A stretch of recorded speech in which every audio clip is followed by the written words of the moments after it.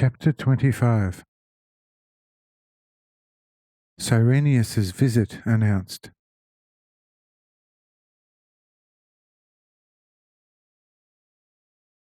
On arrival down below moments later, lunch had already been prepared, and we sat down at the large tables in the open, erected in the thick shade of a chestnut tree.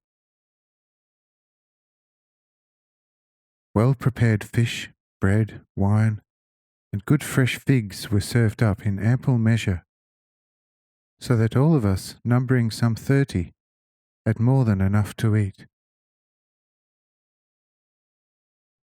The meal was taken in with much cheer, and Marcus, the talkative old upright warrior, told us sundry of his experiences in his inborn wily manner. This gave my disciples a chance to see the world revealed before them, and to pick out some aspects for mankind that would be later entrusted to their guidance.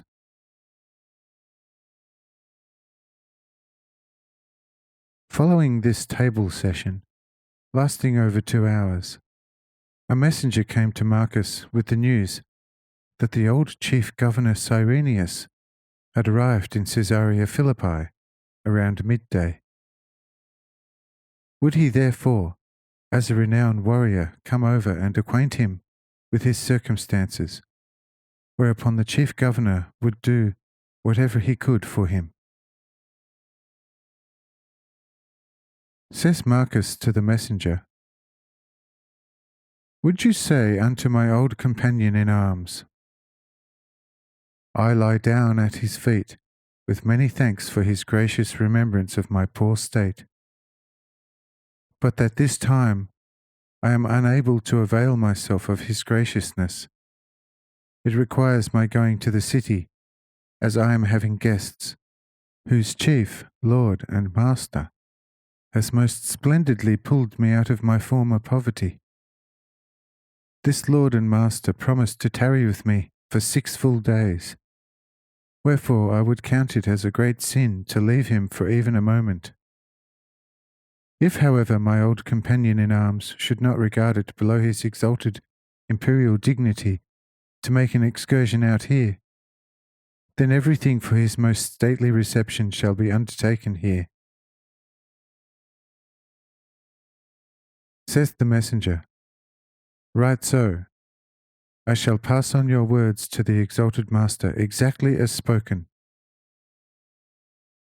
With that, the messenger takes his leave, mounting his mule and departing in haste. When the messenger was well out of sight, Marcus said, "I don't suppose the exalted governor will take such reply too adversely?"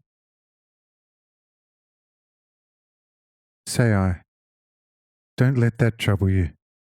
I say unto you, so soon as he hears that it is obviously I that am to be found here, he shall not take 10 seconds to decide to come over. You shall then have a chance to gain a glimpse of God's glory. For be assured that Cyrenius has known me all his life." Says Marcus, "That will be so, but he is too highly placed in the world, and has for that reason, on account of foolish mankind, to avoid things which normally he would certainly do, whence I doubt that he would be able to do the graciousness of the visit." Say I, "Before you can get up to the familiar spot and back 3 times, he shall be here. The messenger shall have hardly delivered your response when Cyrenius, who has not taken his meal yet, shall unhesitatingly leave everything standing, and hasten here with his entire entourage to see and speak to me. Tell your wife and children nonetheless to prepare another meal for him and his people, as he and his people shall not have a meal in the city, and they shall find such highly desired and welcome." Marcus summons his wife and 6 children from the hut, and directs to at once to prepare a meal for the arriving Chief Governor Cyrenius, and for about 30 persons in all. The wife gives him a puzzled look, thinking he could be joking, but Marcus nevertheless motions her into the kitchen, and the wife gets down to work. Simultaneously, Marcus tells his sons to watch over the hill, and to let him know at once if seeing an illustrious company leaving the city. The two sons hurried over the bend to the spot from where one could easily see Caesarea Philippi, and noted the illustrious company already at the end of the wide road, stepping onto the narrow footpath along which one could reach our master's dwelling in a short quarter hour. On seeing this, the two sons rushed back almost out of breath, telling what they saw. Marcus asks me, saying, "Lord and Master, here we shall have to go and meet them in the true Roman subservience."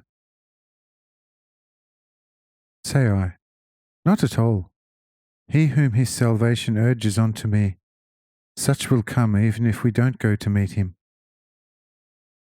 Cyrenius, however, is one strong in spirit, and does not need to be met.